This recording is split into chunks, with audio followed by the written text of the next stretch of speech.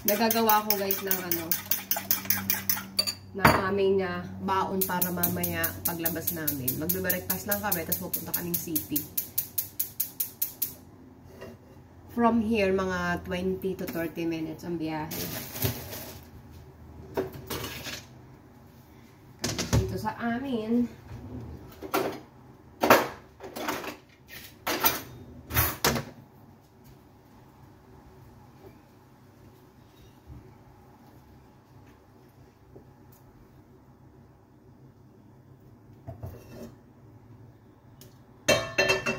yung bacon na nabili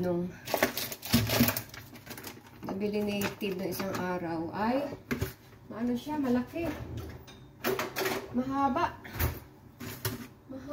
ang ating bacon. Success! So parito muna tayo ng bacon.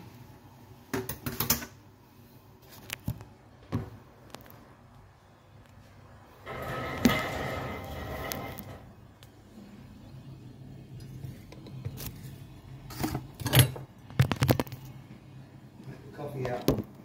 Hmm? I'll take the coffee out. Oh, sure.